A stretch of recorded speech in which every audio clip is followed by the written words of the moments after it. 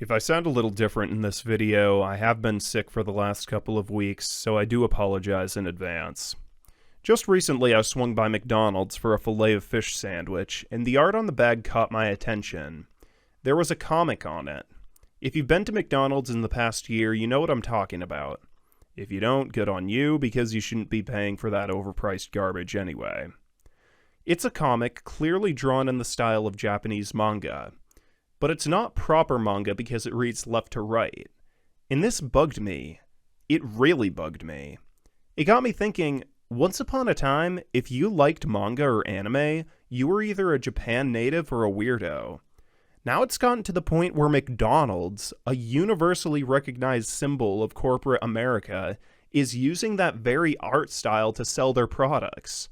And it's not like McDonald's is just throwing mud at the wall. This is a ploy that's becoming increasingly common in marketing.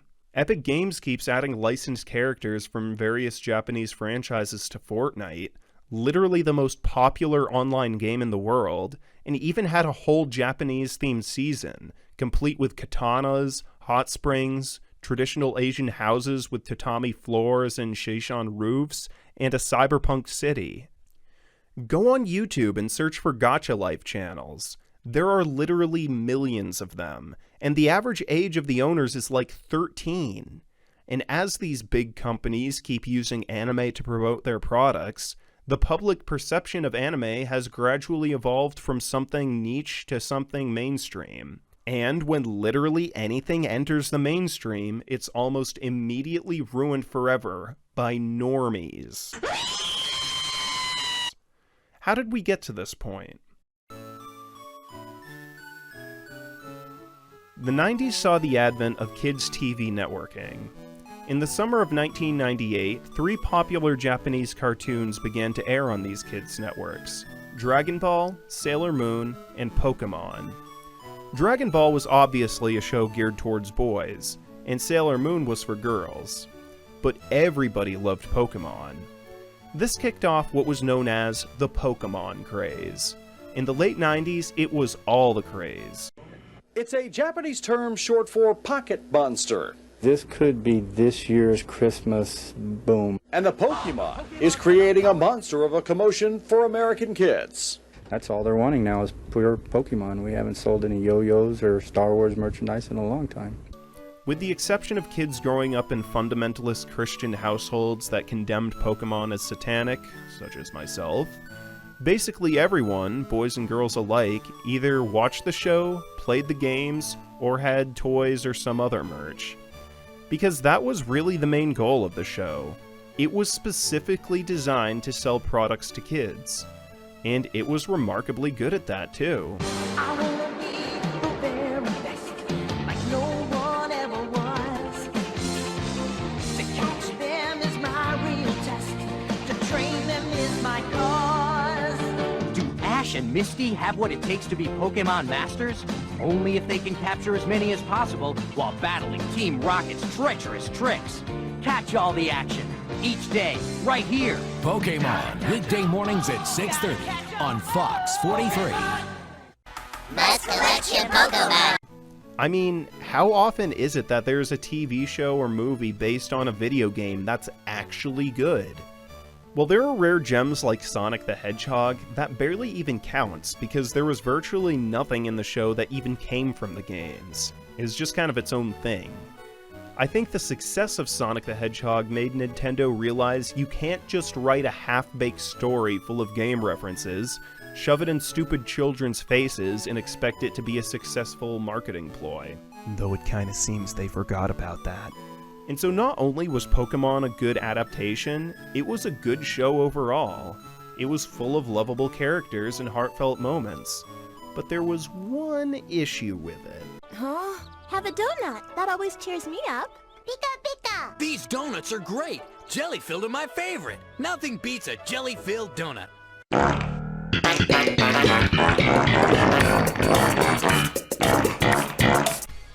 Yes. It was dubbed by 4Kids, a company infamous for its heavy script and video editing of anime to make it more American kid-friendly. One particularly odd decision they made was to remove all references to realistic weapons. Firearms, which are illegal in Japan, but legal in the United States. What? And now you can see why this marked the beginning of the normification of anime. For most 90s kids, Pokemon was their first taste of anime.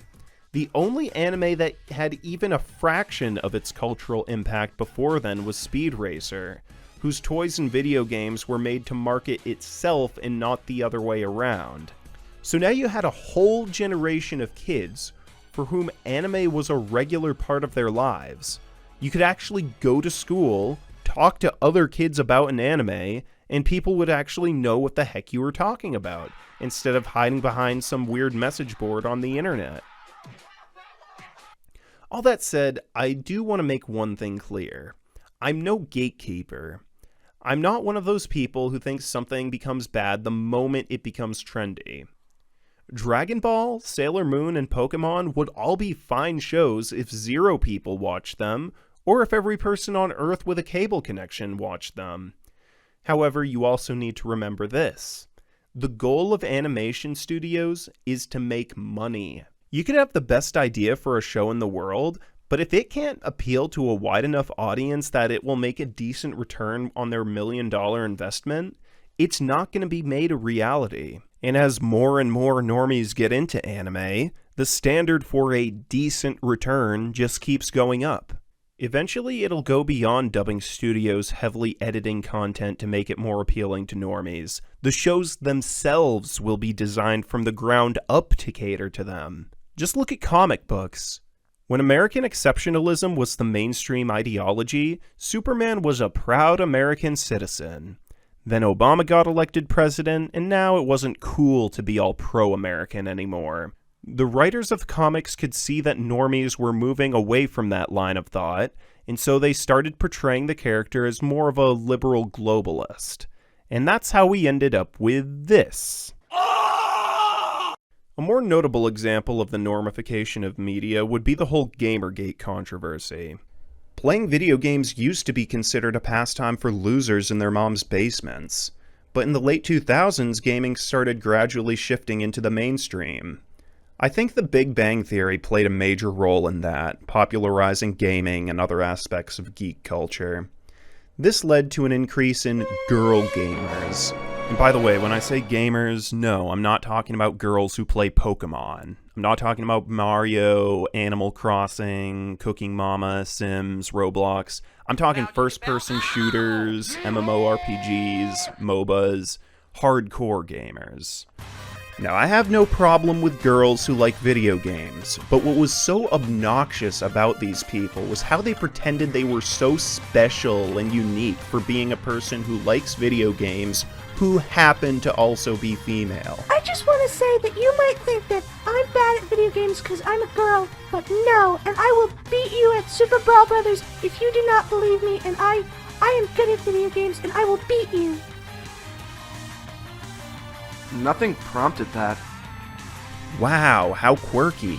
Except just a few years ago, you were calling me a loser virgin for playing video games. And so naturally, veterans of the gaming community rightfully called out these fake gamers as attention seekers trying to capitalize off real gamers who were probably feeling isolated because of their hobby. I'm not going to justify all the harassment women faced when they started entering the gaming world, because a lot of them really did just want to cot and chill, but there were certainly some bad actors. And all the backlash against girl gamers soon came to the attention of feminists, who complain about everything. I get dressed in the morning, I'm triggered. I take a shower, I'm triggered. I get in the car, I'm triggered. I go for a walk, I'm triggered. I leave my house, I'm triggered. I sit in my room all day, I'm triggered. I look at my things, beautiful sisters, and I'm triggered, and I just can't get away from it.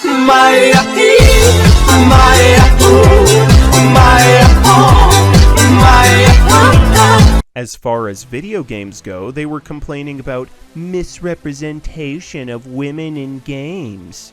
Now there was a whole feminist movement trying to stop studios from producing any games that perpetuated negative stereotypes about women. They even successfully managed to get a game banned for portraying violence against women. Well, newsflash, feminists, The video game industry is dominated by men. Demanding better representation of women in video games is like demanding better representation of women in pornography. Sure, you could make a targeted video game to be more appealing to female gamers, but the average video game nerd doesn't give a flying crap about how objectified the women in his games are. He just wants to enjoy his games and look at boobs. You don't have to force him to enjoy playing games about black disabled lesbians beating up neo-Nazis in San Francisco. The feminists decided to fight back against all this rampant misogyny in the gaming community by making their own indie games. Most notably was Zoe Quinn's 2014 game Depression Quest, a game about living with depression? Why the heck would I want to play a game about that? I do that in real life. This doesn't feel so much like a game as it does a college assignment. And it's not like the concept itself is bad. I direct your attention to another indie game that deals with themes of depression, Omori. There have been many games that have attempted to portray mental illness, but Omori is one of the very few that actual mental patients say does so accurately. And not only does it educate the player on what it's like to live with a mental disorder, but it's fun to play. And it has an interesting story, albeit fiction. And the characters are likable. The story of Depression Quest is based on the real-life experiences of Zoe Quinn, a very unlikable woman whose personal life is of very little interest to me. Understandably, this attempt at a feminist video game received a lot of criticism.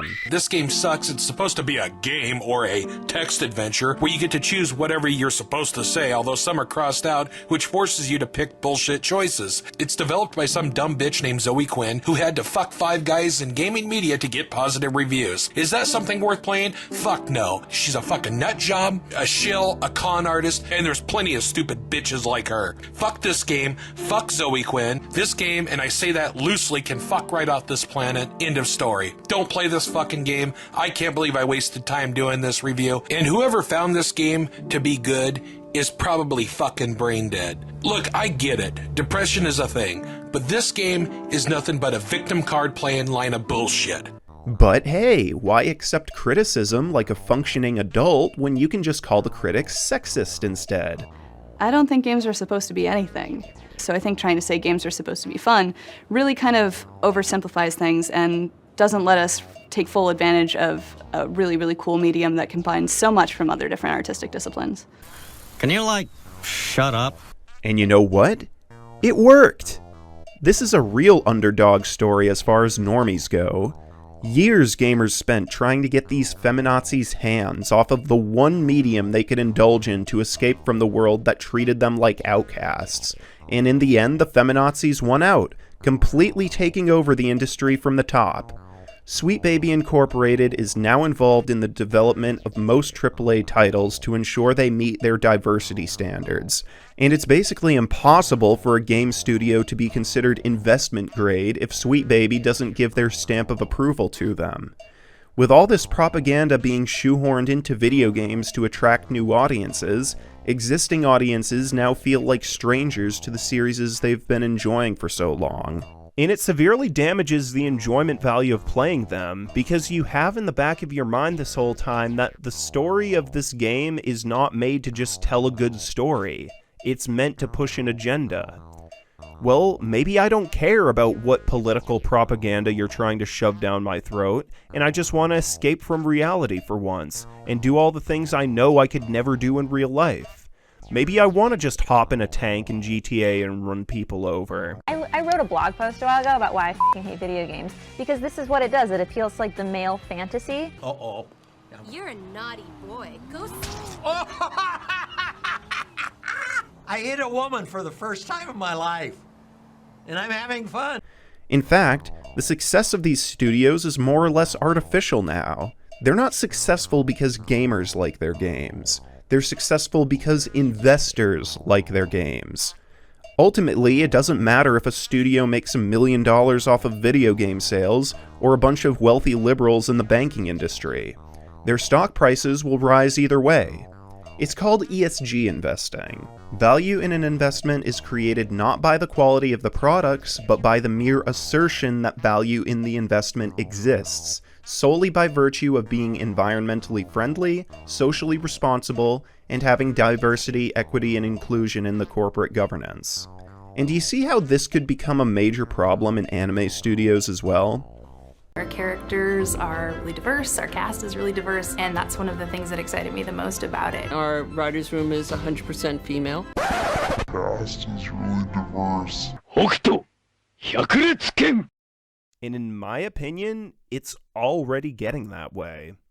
Back in 2014, Netflix started producing its own original anime. This gave them a monetary incentive to start pushing anime onto their viewers. And being the most popular streaming service in the world, that meant it would get a lot of them. And most of the people who watch Netflix are, you guessed it, normies. Netflix is basically what they use now that television is obsolete. So now there's a whole new audience of normies watching these shows, and everybody knows they'll have an aneurysm if it's not exactly like all the rest of the mindless garbage they watch. And I think that's why there's such a stark contrast between 2000s anime and 2010s anime. People weren't getting offended by literally everything 20 years ago like they do now. Trying to watch an anime from the 2000s, but there's too much incest, pedo jokes, blackface, transphobia, homophobia, fat jokes, stuff about Hitler for some reason, sexual assault jokes. What's that? They're not joking about smashing the patriarchy? Oh no, this is toxic. Somebody put on Disney, quick! You can take your model minority myth somewhere else. Model minority myth? What does that mean? I think she just called you a racist, Penny. Black people can't be racist. I agree. Racism is prejudice plus power. Oh, fuck yeah! This is the shit! Kill me now! Even normie anime isn't safe from feminist criticism. My Hero Academia is one of the most popular shonens out there right now. And with its massive popularity, there just has to come a swarm of crybabies who can do nothing but complain about it for the way it portrays women. Why do you hate rom-coms? Or do you just feel like you need to hate them? Oh, gee, I don't know. Maybe the exact same reason you hate shonen? I don't like the way men are portrayed in rom-coms, but you don't hear me complaining about it because I know these shows aren't made to be appealing to me.